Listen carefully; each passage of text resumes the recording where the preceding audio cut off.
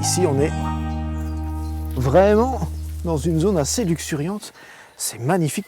Qu'est-ce que tu as voulu faire ici, vraiment Alors ce que j'ai voulu faire, c'est simple, hein. C'est un jardin exotique. Tu Ouais. vois, donc c'est avoir de la luxuriance quand même, Mhm. donc de l'exotisme, de la luxuriance, sans toutefois, voilà, Tomber dans les facilités. On dirait, je vais mettre un bananier, je vais c'est mettre un ça, granier, et rien mettre au pied, rien mettre. Ouais, voilà. sans retrouver les codes finalement de ce qu'on a l'habitude de voir dans les jardins exotiques, c'est-à-dire t'as pas de palmier, t'as pas de bananier, pas de gunera, mais tu vas retrouver d'autres plantes, donc des urticacées, Voilà, on voit les bohéméria ici.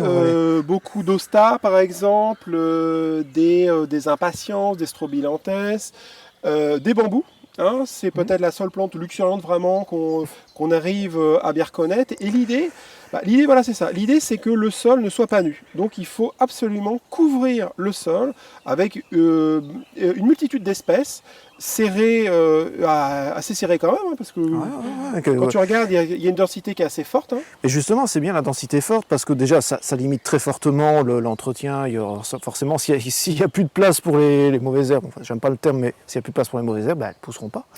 Et toute cette plante, comme elles sont très serrées, ça va maintenir aussi une très forte hygrométrie. Ça va Voilà, c'est ça. parfois même les protéger parfois de coups de gel. Hein, ça peut arriver aussi que de gagner un tout petit peu de degré si elles sont protégées par d'autres plantes. En fait, il y a d'abord la canopée, donc tu vas avoir des ligneux, tu vas avoir les bambous qui vont un petit peu protéger ouais. toutes ces plantes-là du vent, qui vont les protéger quand même du froid. Et puis l'été, tu vas avoir une hygrométrie qui va être assez élevée. Et toutes ces plantes-là, en fait, aiment l'humidité et au sol et Clairement, l'humidité ambiante. Hein. C'est sûr que tu ne peux pas faire ce genre de jardin-là dans un climat sec. Bah C'est oui, dans le juste, sud, ça va être compliqué. voilà, Voilà, dans ouais. le sud. Ici, on est en Normandie. La Normandie, ça va. Il y a quand même, surtout en ce moment, qui pleut Exactement. beaucoup. Mais, C'est vraiment aussi les conditions pour faire ce type de jardin-là. Hein. C'est sûr que voilà, dans un jardin sec, tu peux pas faire tu peux pas avoir cette luxuriance-là. Enfin, en tout cas, tu peux pas utiliser ce même type de plante. Hein.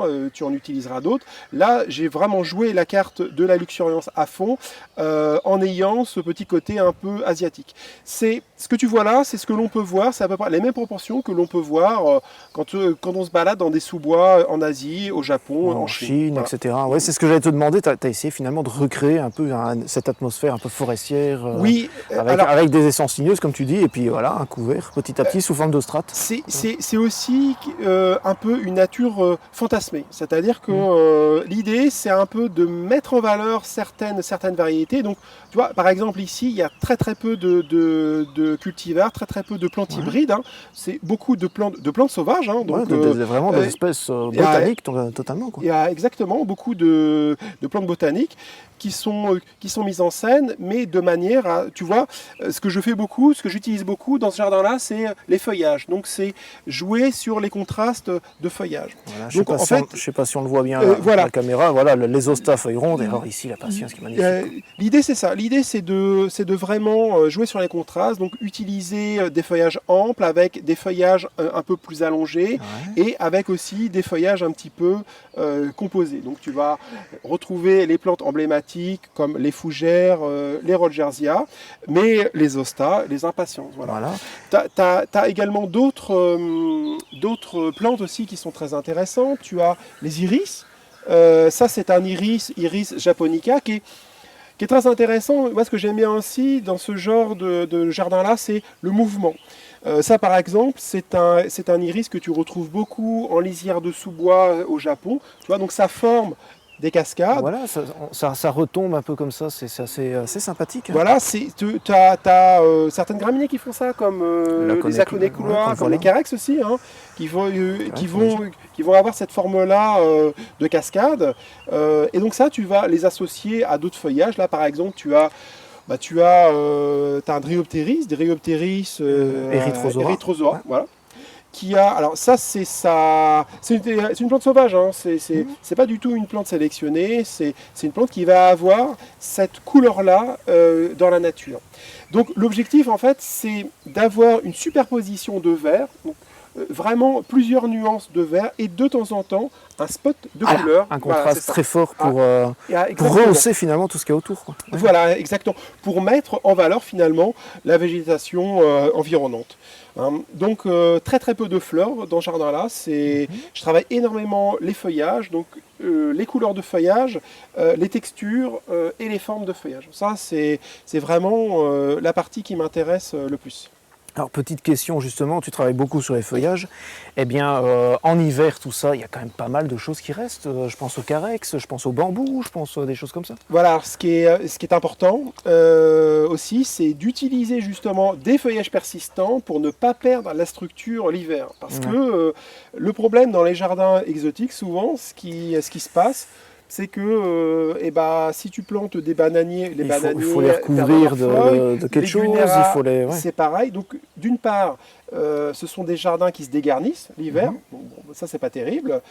Et puis d'autre part aussi, c'est dans un pur jardin exotique, tu vas mettre certaines essences qui sont à la limite de la rusticité, donc tu vas devoir les protéger. Voilà. Là ici, je protège rien du tout. C'est-à-dire que tout se débrouille ici. Tout est rustique, tout se débrouille, tu leur as donné ce qu'il leur fallait, et puis disons tout que va bien, quoi. j'ai surtout sélectionné des variétés qui sont résistantes au froid, qui poussent dans ces conditions. Donc c'est toujours très important quand on a une situation donnée d'adapter les végétaux à cette situation-là. Ouais, moi j'ai la chance d'avoir un sol lourd, un sol...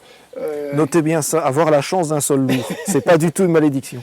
Qui garde l'humidité qui est riche, et j'adapte les végétaux en conséquence. Donc ici, tu ne vas pas trouver des pures plantes tropicales, tu vas retrouver des plantes qui vont un peu mimer ce que tu peux trouver en zone tropicale, comme les urticacées, comme certaines araliacées, mais ce sont des plantes qui peuvent être acclimatées ici, qui résistent au froid et qui vont s'adapter dans le jardin et qui vont pousser sans aucun problème. Ouais. On va continuer un petit peu parce que je vois encore des choses vachement intéressantes plus loin.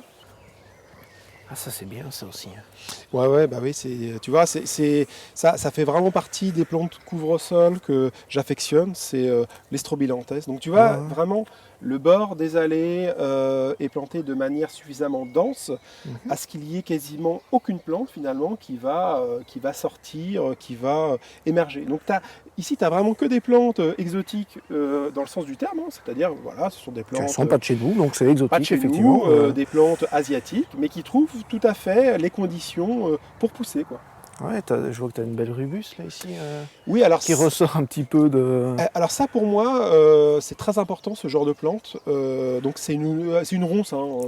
Clairement. Alors c'est une ronce qui n'est pas piquante, donc ça c'est plutôt pas mal. Celle-ci elle s'appelle Rubus spinatisepalus. Intéressante dans le sens où en fait elle va vraiment sortir de la végétation. Donc là tu as un grand bambou ici, donc elle va vraiment sortir du bambou, elle se ressème. Donc elle a vraiment un look très sauvage. Ouais, et son allure elle-même va apporter ce côté très sauvage du truc. Là. Voilà, c'est ça. Et ça va vraiment sortir, ça va faire des grandes branches un petit peu arquées, et c'est exactement ce que l'on va retrouver dans la nature finalement. Le but c'est effectivement, comme tu disais, une version fantasmée de la nature, un peu d'imiter la nature, et surtout qu'on a l'impression que ça n'a pas été planté. Faut arriver à cette idée-là, quoi. Pour arriver à cette sensation d'un petit peu de côté un peu sauvage, il faut tout d'abord jouer sur les proportions. Tu as systématiquement des plantes dominantes. Si tu prends par exemple cet l'Hosta Devon Green, que j'aime beaucoup, qui est, alors pour le coup ça c'est un Hosta qui est plutôt, c'est une plante hybridée, tu vois, mais qui passe très bien dans ce jardin-là parce qu'elle a un vert uni. Voilà, c'est ce que j'allais dire, c'est pas un truc panaché, voilà, c'est pas une plante qui va... Pas de panachure. Eh bien, cette plante-là, tu vas la retrouver à différents endroits, donc elle va être répétée dans des densités plus ou moins importantes. Parfois, tu les plantes par 3, parfois tu les plantes par 1. Créer des taches naturelles. Créer des taches plus ou moins denses, dans lesquelles tu vas insérer d'autres végétaux et tu vas répéter toutes ces insertions, tu vas rythmer en fait tes plantations de cette manière-là. Les répéter sans que ça paraisse justement trop rangé comme dans une bibliothèque. Voilà, exactement. En fait, c'est un espèce de hasard, tu vois. Tu fais des plantations où tu vas chercher des choses assez aléatoires, comme tu peux le trouver dans la nature, et tu vas essayer de le répéter, mais tout en harmonisant, tout en cherchant les bonnes associations de feuillage. De toute façon, on est dans un jardin, hein, donc le jardin, c'est clairement pas la nature, mais c'est une idée un peu fantasmée de la nature. Tu as par exemple ici, ça tu reconnais? Ah oui, la Conecloa macra. Et une vraie cette fois. Une vraie. Voilà, c'est ça. C'est, alors ça, c'est vraiment... Et on ne trouve quasiment pas, c'est ça qui est fou. Hein. C'est ce qu'on appelle l'herbe du Japon, donc Voilà. Aconecula macra. On connaît la forme aureola, la forme Holgold, qui sont des formes très intéressantes dans une utilisation dans un mixed border par exemple. Mais ici, moi je voulais pas de forme panachée, pas de forme dorée, pour rester dans ces nuances de vert. Voilà, c'est sobre, mais ça contraste tout.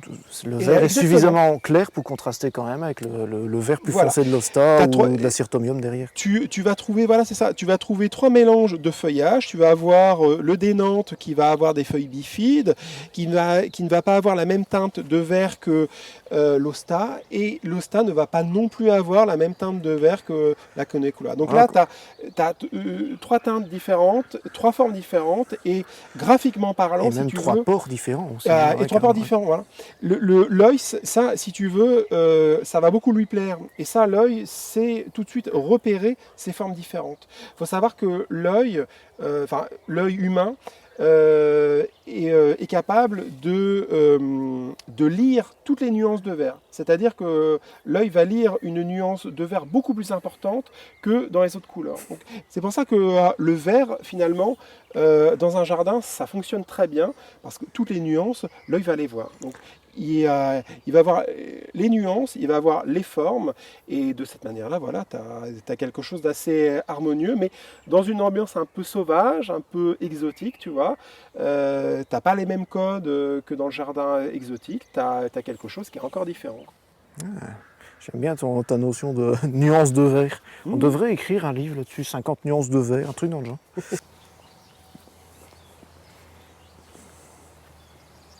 Ah bah dis, tu me dis que tu joues beaucoup avec les feuillages, mais il y a quand même des belles fleurs. Hein. Oui, c'est vrai. Ça comme c'est beau. Oui, c'est vrai. Ouais, c'est sympa de temps en temps de créer comme ça des petits spots de fleurs. Bon bah puis là, ça s'intègre vraiment très bien dans le contexte. Là, c'est une orchidée terrestre. Hein, c'est du Bletia striata. Hein, encore une ici. Ouais, c'est une plante bulbeuse que tu plantes généralement au tout début du printemps, et qui, voilà, ça c'est une japonaise aussi qui se marie vraiment bien.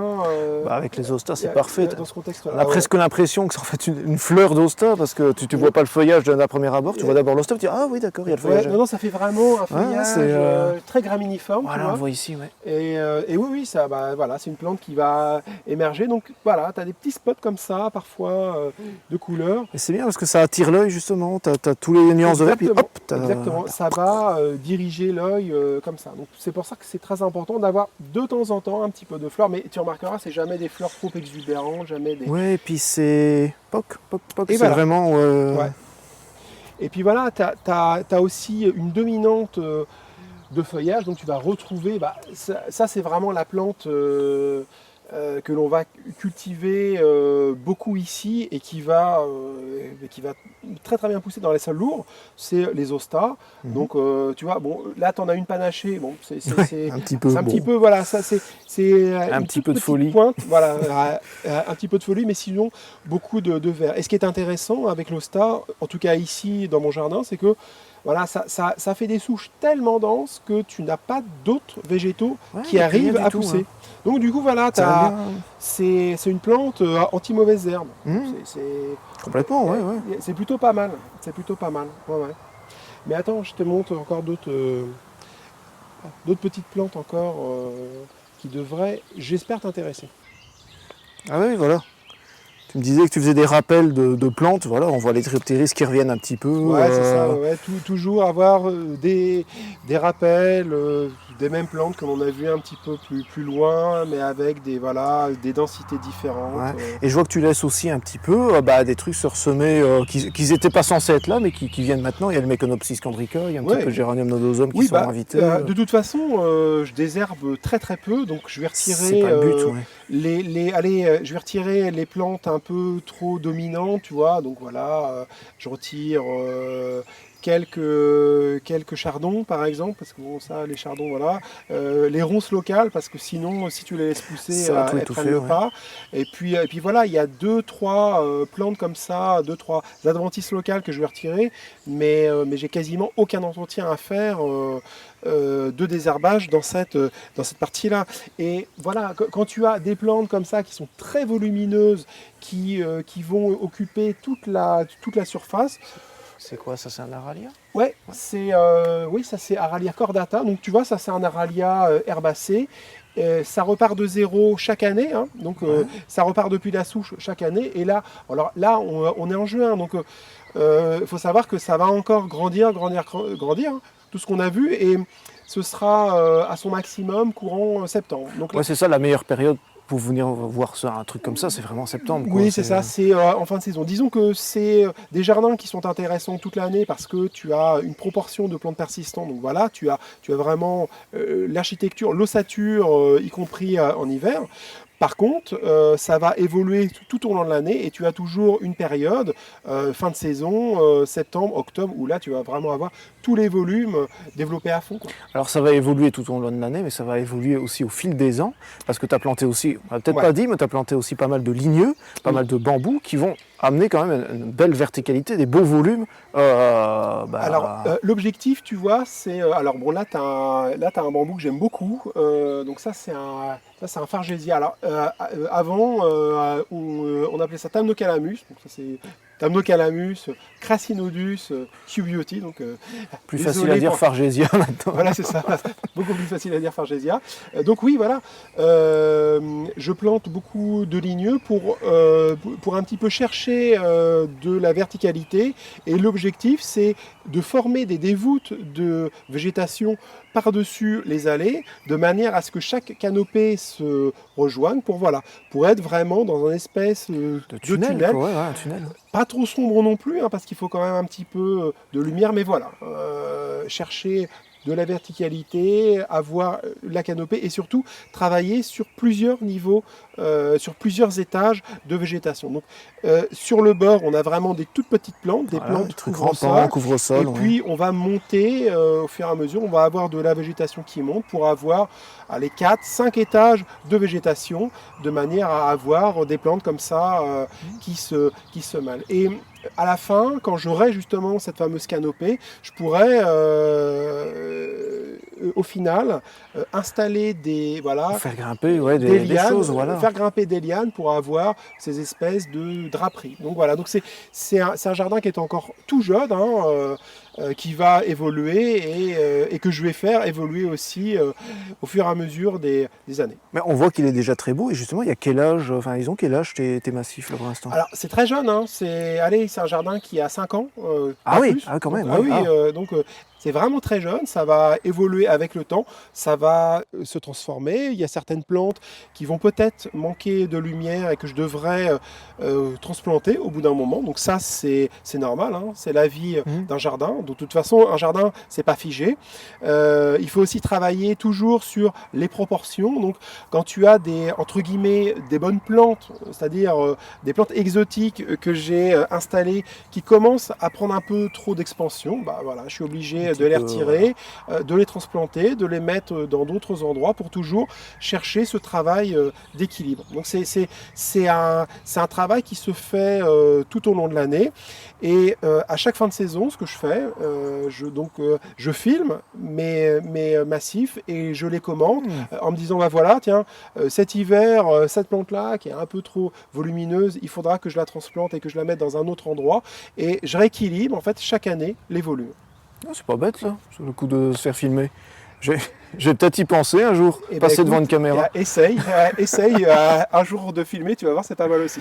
En tout cas, tu m'as donné plein de bonnes idées pour chez moi. Ouais. Il n'y a plus qu'à Il n'y a plus qu'à retrouver de la place chez moi parce que je commence à plus trop en avoir. Mais j'ai quand même des beaux coins à l'ombre, donc j'ai hâte d'aménager ça. Bah, écoute, c'est super.